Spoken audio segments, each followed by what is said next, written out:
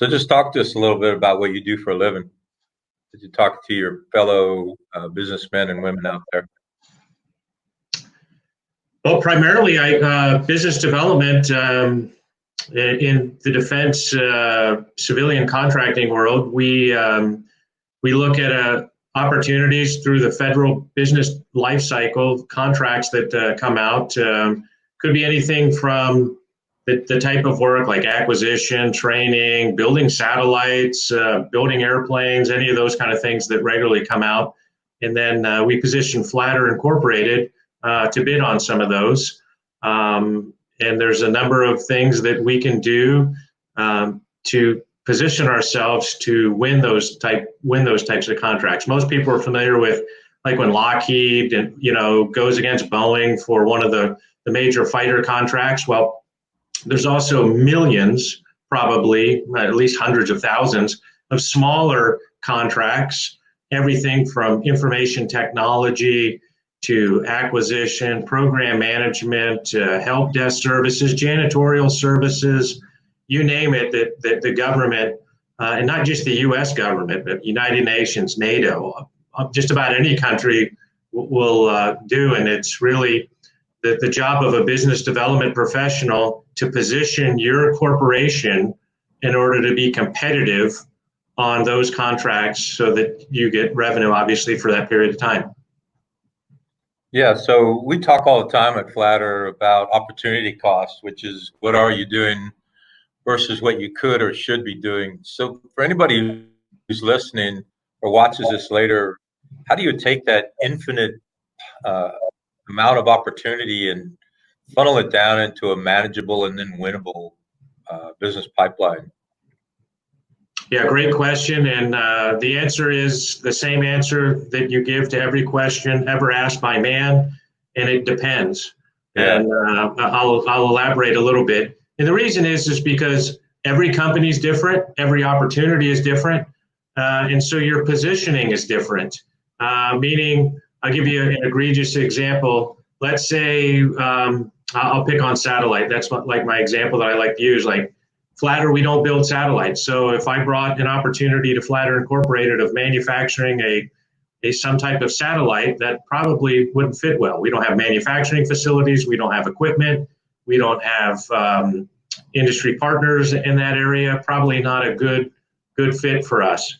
As opposed to some of our portfolio is in leadership development. So if I look at some adjacent leadership development programs, maybe done by agencies that are sister agencies to programs that we have, that might be something, let's explore this a little bit further.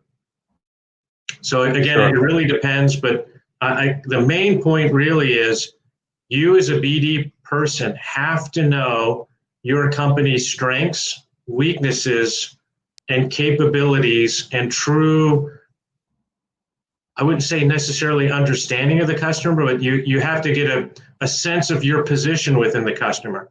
For example, in Flatter's case, for many of our Air Force customers, we have good relations, we have a lot of connections, something that would be much easier to pursue than, say, the Department of Agriculture, where we've never had any work, we've never bid on anybody work.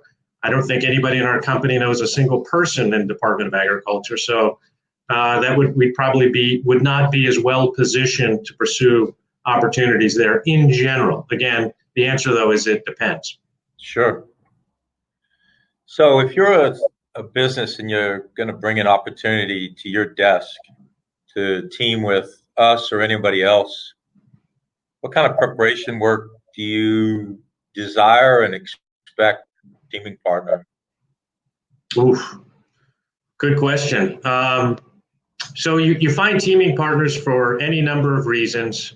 Probably the main one that a lot of companies will find teaming partners is past performance, meaning let's say that we were interested in going after a satellite construction for whatever reason. We don't have any experience, but we would probably try to partner with a company that has experience in satellite manufacturing. Again, it's probably not as simple as that, but that would be one reason to partner. And I would say that is generally a very strong reason, because when the U.S. federal government changed their acquisition regulations in 1994, they added past performance requirements. In other words, they did a study and they said, hey, a good indication of a contracting firm's ability to perform on the work is past performance. So generally in every volume that we write about Flatter's past ability to support very similar work to that. So a lot of times you can't grade out very high if you don't have the past performance. So most companies will generally look to that to partner to make up for any shortfall that you have. There's some other reasons to partner. Another one that most large companies will go after, the U.S. federal government has a number of contracts that will come out is a set aside, either 8A, minority-owned business, hub zone, service-disabled veteran-owned small business. So if you're a company like Boeing or anything else and you want to pursue that work, you'd have to partner with a company that fits within that size standard. So that's another reason for partnering. There's a lot more reasons to potentially partner. One is you may not understand fully what the customer wants, and your partner might. Your partner may know the technical solution. Your partner may know the nuances that the customer likes or doesn't like. Your partner may know what's going well on the program today, not going well, what improvements need to be made, what things not to change.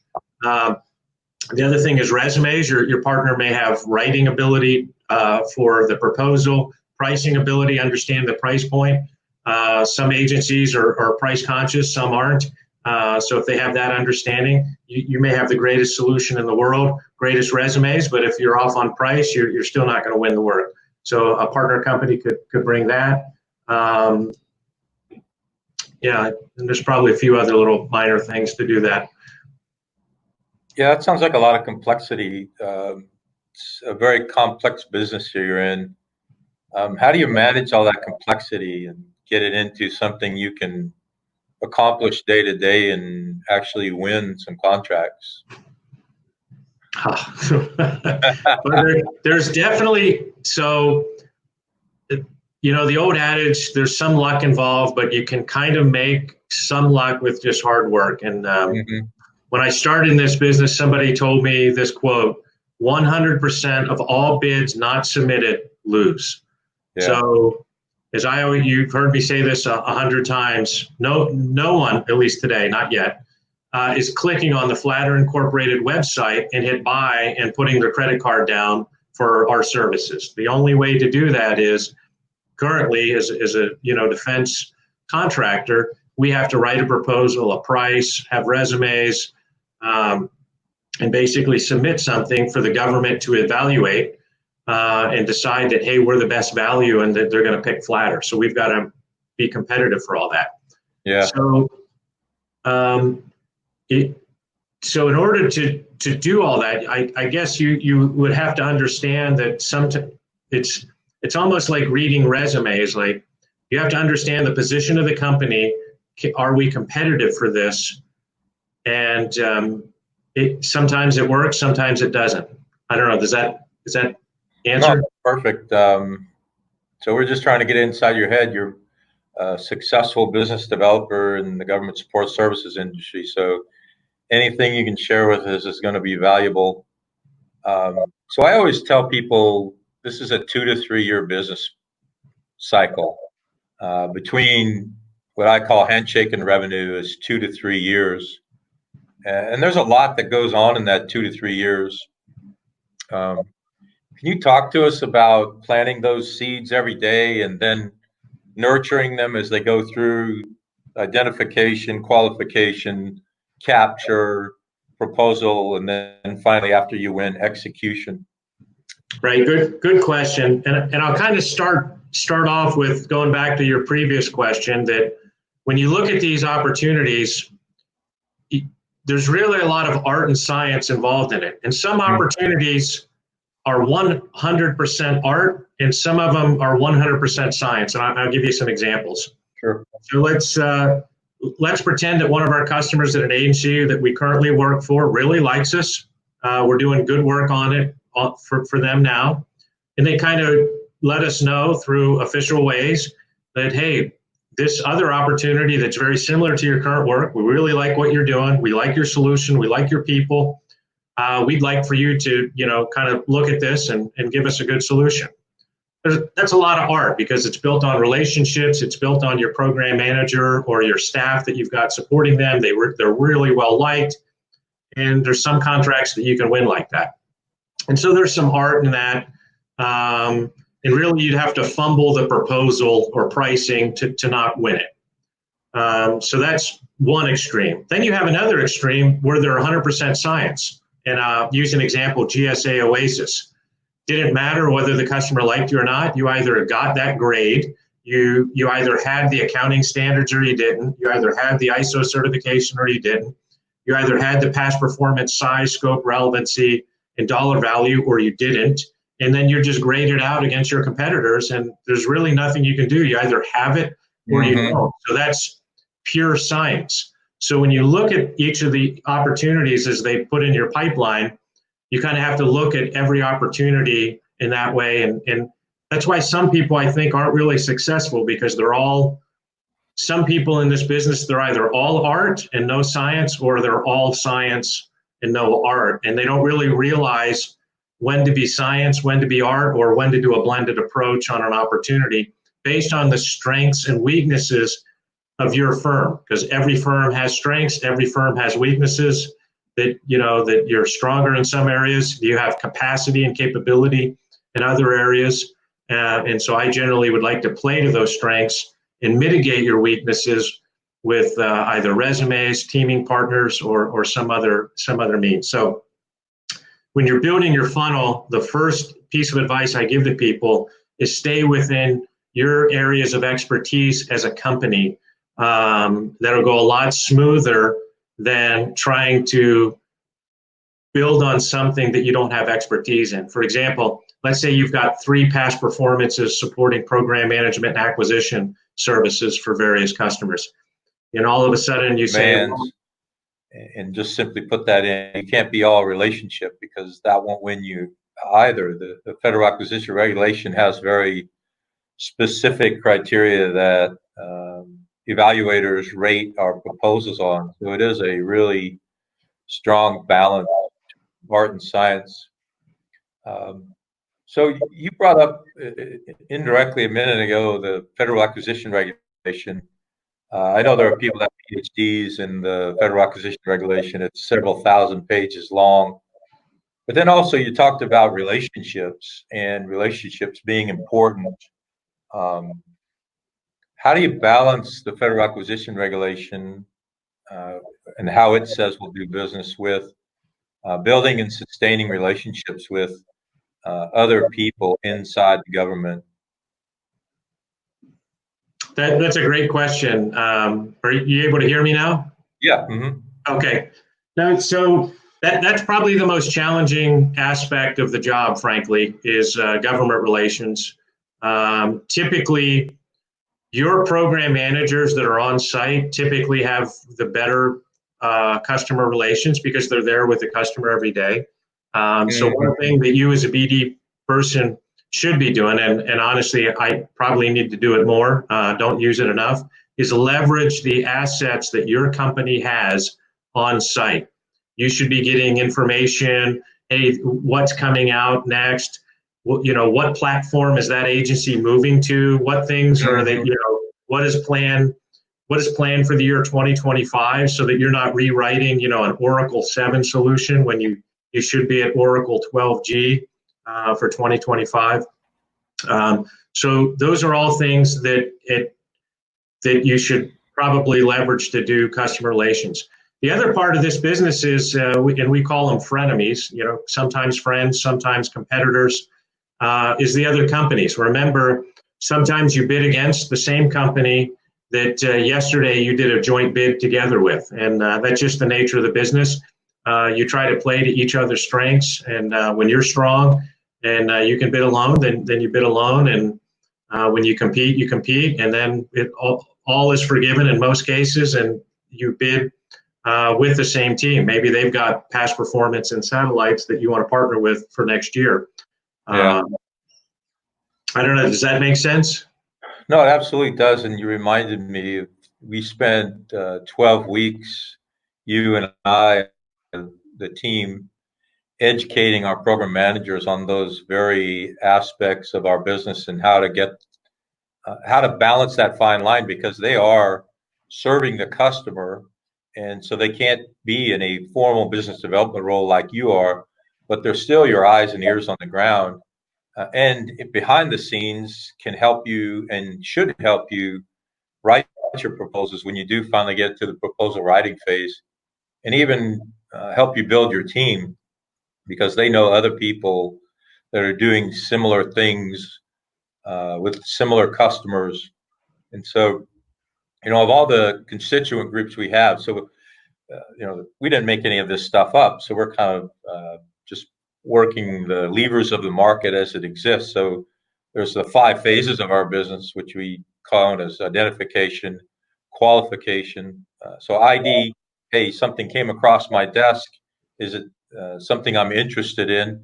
So that's the qualification phase, which is it real? Is there real money? Do I have a viable chance a couple months or a couple years from now? And the farther you get in front of that, the more likely you can then capture it, which is that 2 to 3 year process where you're getting to know the customer. Also, on the other side of that, to add to the complexity, is 5 constituent groups. So you're not only managing 5 phases of your business, you're managing 5 constituent groups. So our team, so who is in Flatter that's participating in that process? So yourself and your team, plus others in the company that participate. If they have expertise in a particular area, they'll be asked to bring that expertise into the proposal writing. If it's financial management systems or leadership development or cybersecurity. And then it's our teammates, so that's our second constituent group. Who do we bring to the team? And myriad criteria for selecting those. Are they financially viable? Does a customer know them and love them? Or are they going to be good to work with? Are they going to carry their weight as we do the proposal and then finally win and execute? And I always tell people when they approach me, and you probably tell them something similar, to be on a team, because all day, every day, people come up and say, "Hey, I know the guy, or I have the guy, or I have the solution, or I have fill in the blank," and then you start to investigate. Do you really know the guy? Does the customer really know you and love you? So a minimum of 2 value propositions. If I was ever going to come up to Joe Cabell and say, I want to join your team, I would never come with less than 2 value propositions. And where can I get those value propositions? You mentioned socioeconomic status. That's one and only one. That's not going to get you on the team. You can know the customer loves you. That's one, and it won't get you on the team. But when you combine 2, then you begin to become unique and very likely to be invited to the team. And then if you can get 3 and 4 and 5 value propositions to bring to the team, then you increase the likelihood that you're going to invite them to the team. Work ethic is often part of that as well. So that's the second constituent group. So Flatter team, teammates, and then the customer themselves. Do you know the customer? Does the customer know you? Do you have past performance with that customer? Do you have past performance with that customer? Does the solution you have answer what they're asking for? And then the contracting offices. I know you spend a lot of time and energy building and sustaining relationships with contracting officers, because in this business, the contract shop is just as important, if not more important oftentimes, than the customer themselves in proposing a solution. And then finally, in our case, as we're a small business, the small business offices. So when you start putting all those variables together, 5 phases of business and 5 constituent groups, that's pretty darn complex. And you do have a very strong work ethic. Your team has a very strong work ethic, but you still have limited time and limited energy and limited resources. So I'm going to revisit a question I've asked you a couple times, and you've answered them well both times, but I want to drill down just a little bit further. how do you manage all that complexity and get some wins coming in the door?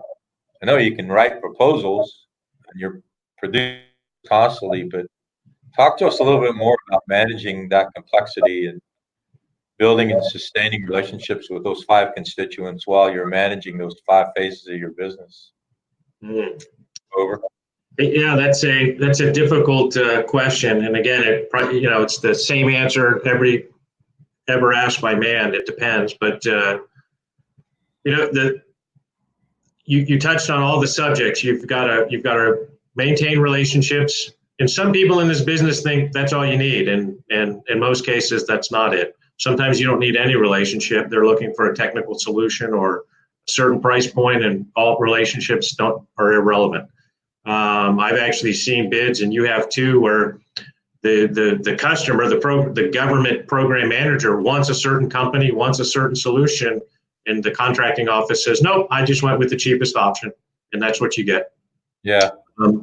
So I think the ability to discern and try to figure out where that procurement is headed. Like, hey, do they really want an innovative solution, or do they just want butts and seats? And if it's butts and seats, maybe on that one I'm competitive because we can go low price, or maybe I can't. Maybe we're not competitive on that, but we got an innovative solution. So there's been bids where we've put in a very innovative solution. We thought that's what the government wanted, and they actually punish us for it. We've also been part of bids, as you know, where we did a really cool, innovative solution. They didn't really care about the trains running on time, and we ended up winning that one because we had to build people on staff that understood the customer, understood the innovation required, and were able to convey that to the customer. So during these 5 phases, it really, so the first thing I'll tell everyone is you are going to lose way more than you win. You know how Michael Jordan says, well, I missed 9,274 shots in my career. And, I didn't make my junior varsity team. And this business, you're going to miss way more shots than you're ever going to make. I mean, at best, you're going to only make 1 out of every 5 shots, at best. People who tell you otherwise are either really, really gifted, or their team is phenomenal, or, you've got a one-trick pony IDIQ that only you're bidding on. Generally. So 1 out of every 5, that's the most layups you're ever going to get. And usually it's somewhat less than that. So part of it is numbers, and you just have to work. So I guess one of the areas that I do is, I'll recruit to make sure the customer gets the right resume. I'll write. I've got Lisa and Oliver that help. They're fantastic. As far as the support that I get to write and price.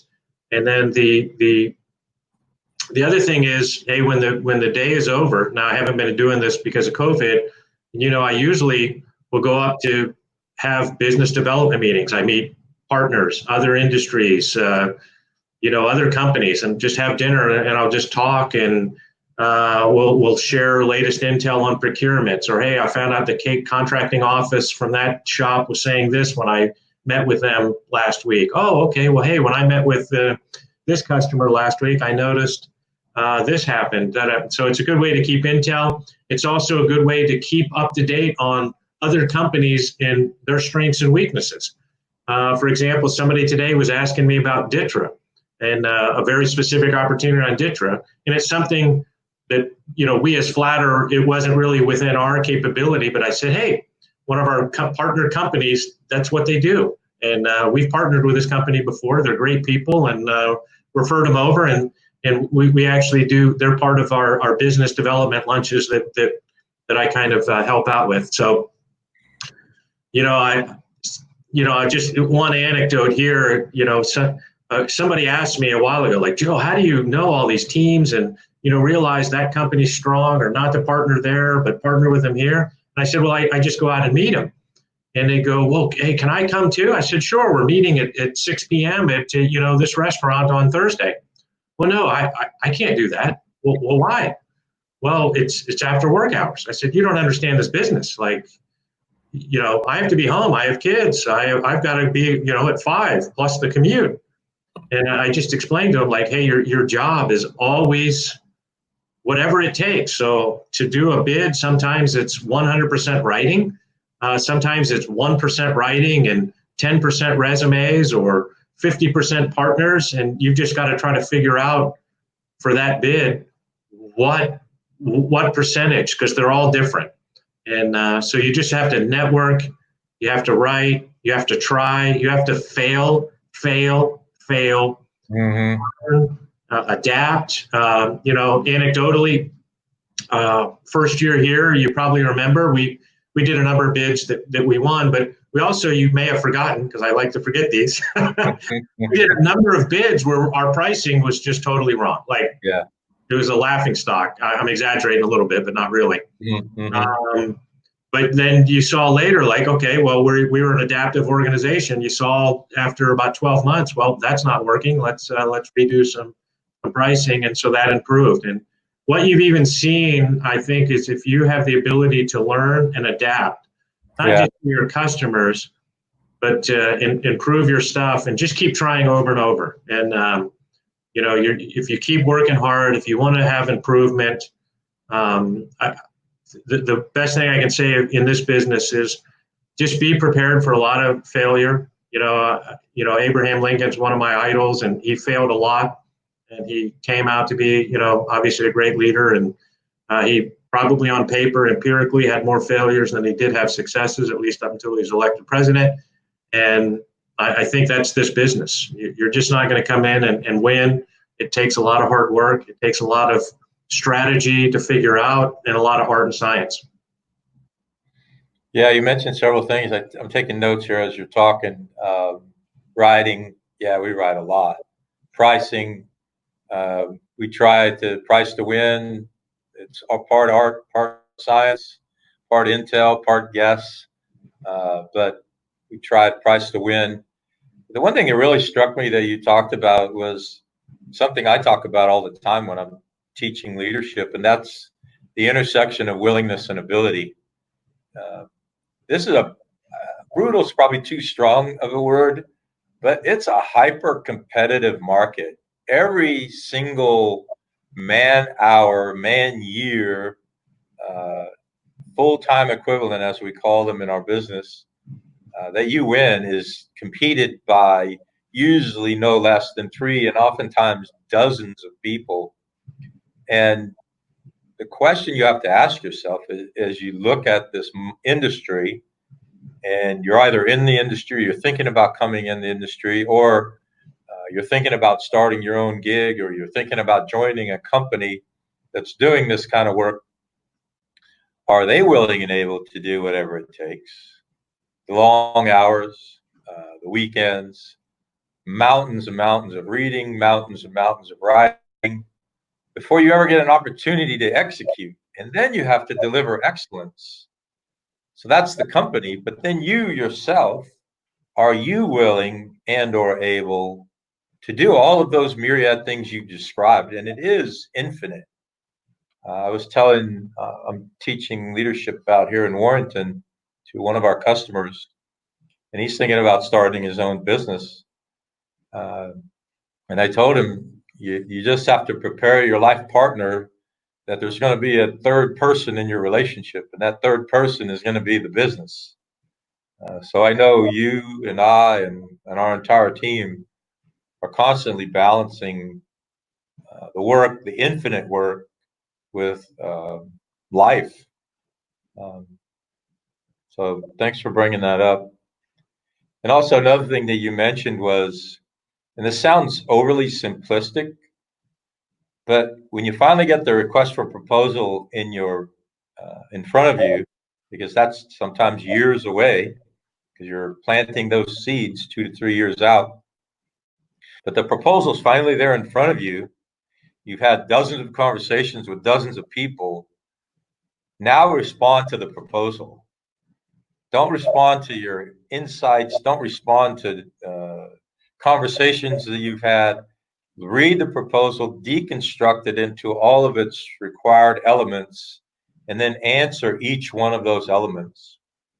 And I'll let you jump in here in a second, but when you talked about being innovative, a lot of times the customer asks for innovation, but then when you show up to deliver it, they're like, not so fast. So I'll pause there and let you talk about reading and responding to the actual proposal. A great point. Obviously, we have multiple examples where we've done some different things where there's some bids we've bid, won, and lost where we didn't know anything about the customer. We tried something, we lost. We tried something and won. There's been obviously a number of bids where we did know a lot. We knew, I mean, a lot. I won't get into which specific ones. I'll just say the customer was Department of State. And we thought, I mean, we actually met with people at Department of State, told us what they wanted, you know, kind of the sub-program managers on that program. And so that's what we wrote in, and we were literally punished by the contract shop and said, you guys are giving us something we didn't ask for in black and white. So that's certainly a risk. Sometimes you take that risk. If, you know, sometimes I'll actually bid something and say either we're going to win big or we're going to lose big, and there's no in between. Because, you know, a lot of times in this business, there's 6, 7, 8, 20, 30 other companies that can make the trains run on time for that particular contract. You know, they've got the right past performance, they've got the right skill sets, they've got the right people, they've got enough customer knowledge. So sometimes you have to take a chance and say, why should they pick Flatter? And sometimes it's success, and sometimes it fails spectacularly. But like, hey, you've given us a whole bunch of stuff we didn't want. We didn't want all that stuff. We just wanted, you know, $20 an hour people in that seat, and we're not really paying for that Ferrari that you offered us. Yeah, you're just reminding me of a win we had with a teaming partner, several $100 million contract that we had a guaranteed work share for. And after award, they showed us the hourly rates, and you couldn't hire a dog catcher for those hourly rates. So here we had put in years of effort, mountains of writing, and we simply had to say no, thank you. So this one. Yeah, it's another one of my themes that I've written down on my notes here, and that is the waves of this industry. We've been in business about 19 years, and I know you've been in the business. You haven't been with us that long, but you've been in this business quite a while. And just trying to keep up with what the waves are. You mentioned a few times lowest price technically acceptable, where simply they look at the lowest bid, see if it's technically acceptable. Does it have 4 wheels and a windshield and headlights? Yeah, you're the winner. If it doesn't have one of those things, they go to the second highest. And you could have this beautifully scripted solution, but if you're the third or fourth one in that pile, they never even get to see it. That's right. So, you know, that's the old LPTA game. And then a few years before that was the insourcing game, where they were reclaiming full-time equivalent contractors, making them government positions. And so that was one of the wave tops that came and went. And so that's another added complexity to this business. And then you can do everything right, and your work can just vanish, right? We had this happen to us. I won't get too specific, but a presidential decision shut down a contract that we were knocking out of the park. The customer loved us. The team was amazing. Very well received effort. And then boom. And I ironically agree with the decision that the president made, but boom, that work is gone. It was good work too. Several years ago, we had a couple of really nice sustaining streams of revenue that just evaporated because our customers ironically retired at the same time as the contract was going into renewal. And so all of those years of performance were falling on deaf ears in the recompete. And there was no way to hear the great things that we had done and recognize them. And it was also part of LPTA at the time, and I think this is one of those you were referring to a minute ago. We literally got crushed to win that contract. I remember it so well. We would have had to walk up to the desks of our team and tell them, you have to take a 30% pay cut to keep your job. Mm-hmm. I guess a more mature businessman would have said, got to do it. But we tried some innovative solution to keep the team in place. And eventually the team that won came in and offered the same people the same jobs at 30% pay cuts. So that's just part of this business as well. Tell us one of your success stories. What just went exactly as planned? You planted a seed, watched it grow, started bearing fruit, and you're still enjoying the fruits of those labors. Oh, geez. I've got a few, but again, I'd like to caveat that with I have 95% much more losses than wins. So I tend to forget my losses and just take the lessons learned and move on most of the time. There's still a couple that sting a little bit right here. We won't mention it. Probably one of my greatest success stories was not a big revenue winner here at Flatter. So remember I was explaining that I usually hold these business development dinners every so often, usually about once a month. I haven't been doing it with Corona lately. And I tend to invite people that I've worked with before or referrals. And we've had anywhere from 10 to 20, 25 different BD guys show up and gals from various companies. And usually we sit around, we'll have dinner, maybe have some drinks and discuss some opportunities, one or multiple that you're looking at, seeing if you can team. And at one of the dinners, a company had brought up that they had just won a contract in Africa, and were looking for French-speaking explosive ordnance disposal instructors. And of course, I said, well, hey, I'm a pretty good recruiter. Don't mean to brag a little bit, and I've got a French network. I haven't been to French commando school, and I served in Haiti with a great Legionnaire. And anyway, long story short, I said, hey, give me a shot. And sure enough, they said, hey, if you can fill our billets, we'll give you some. And long story short, I had like 24 resumes within 3 days. And we ended up getting the work. And to this day, we still have that work. And we're going on option year 3. And it's allowed us to bid and stay active in Africa, where one of our contracts had ended prematurely. And we're still bidding in Africa today and basically setting ourselves up for some larger bids in 2021. So it's kind of interesting how that one little contract that there was no capture involved, there was no proposal, there was no pricing, there was no your traditional Shipley methodology to get that, and it's turned into a 3-year contract for us, and it's turned into a great relationship with the company that we're partnered with. We've partnered on other things. We've gone after some neat work with them, and we've got some big things planned in the future. So that's kind of my success story, maybe not a traditional success story, one that you were expecting where, hey, I did a capture, I did 180 capture slides, I met the customer 30 times, everything went according to plan and it won. But that's the one I kind of remember the most as far as a success story. Okay, well, thank you, JR. I appreciate it. It was very fun and informative to do this chat, and look forward to seeing the next one. Thank you. Bye, JR.